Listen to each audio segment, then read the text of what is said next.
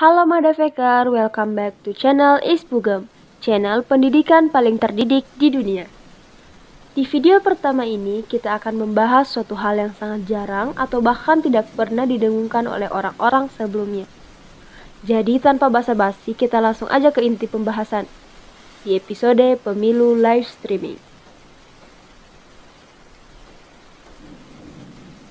Pada pemilu tahun lalu antara Pak Jokowi dan Pak Prabowo, kita disuguhkan dengan drama konspirasi hasil perhitungan suara, di mana kedua belah pihak mempunyai hasil survei masing-masing.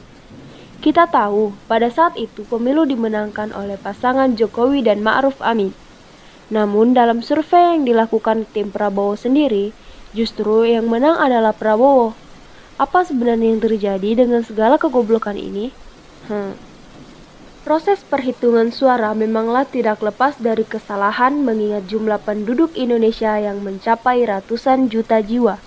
Ini ibarat kita memisahkan kelereng hitam dan putih berjumlah sekian. Tidak mungkin tepat 100%. Namun, apakah benar demikian?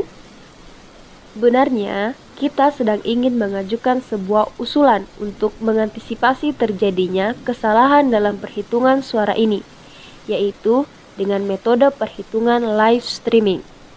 Dan tahukah Anda bahwa perhitungan suara dengan menggunakan metode ini memiliki tingkat akurasi hingga 100%. Lalu, bagaimana cara merealisasikan hal tersebut? Mari kita ilustrasikan saja. 1. Langkah pertama sebagai contoh, Anda pergi ke TPS dan mencoblos seperti biasa.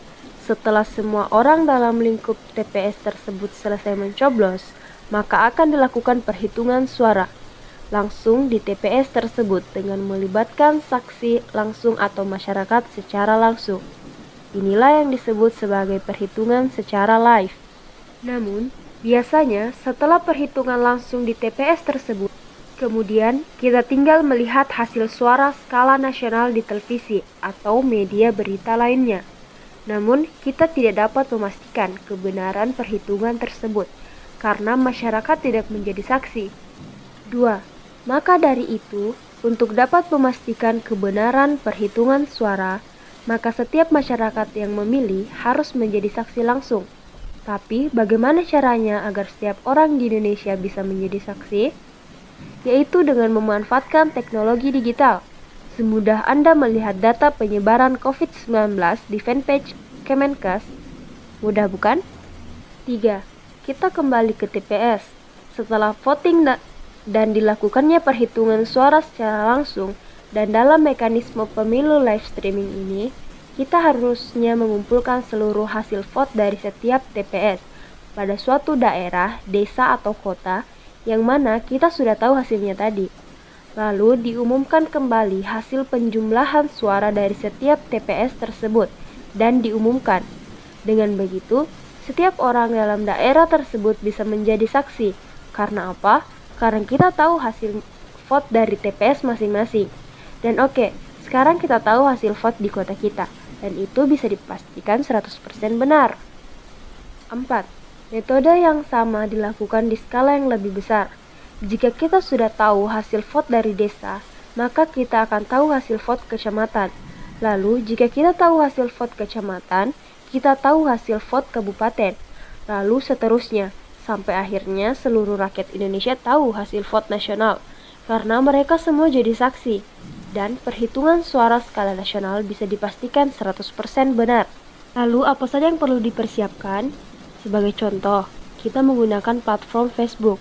Kita hanya butuh fanpage desa atau kota seluruh provinsi, fanpage kecamatan seluruh Indonesia, fanpage kabupaten seluruh Indonesia, fanpage provinsi seluruh Indonesia, dan fanpage Indonesia sendiri tentunya. Dan jangan bilang kalau program semacam ini akan memakan dana besar, karena itu akan sangat memperlihatkan kebodohan kita tentunya.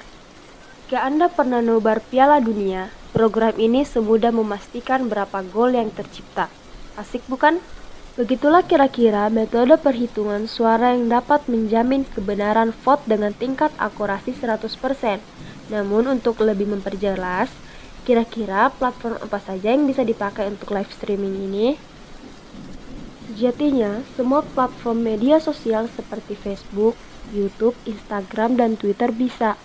Namun, kalau bisa, sebaiknya jangan pakai platform buatan negara. Alasannya, pasti akan ada banyak kontroversi. Selain itu, produk digital negara, apalagi yang berkaitan dengan hukum dan dibuat oleh kaum baby boomers, biasanya berkualitas rendah, bisa nge-lag, bisa error, dan segala macam hal memalukan lainnya. Karena kita tahu sendiri populasi spesies makhluk jahanam yang berprofesi sebagai koruptor di sana. Dan yang paling penting, paket internet unlimited medsos tersebut biasanya murah dan disediakan oleh banyak provider. Nah teman-temanku yang tersayang dan aku cintai, seperti belahan ginjalku yang tersakiti, cukup sekian video dan informasi bermanfaat hari ini. Jika Anda suka dengan video ini, bantu kami dengan menekan tombol unsubscribe di channel Atta Halilintar dan aktifkan notifikasi dari channel ini. Dan jangan lupa like, comment, and share. Dan jangan di-report.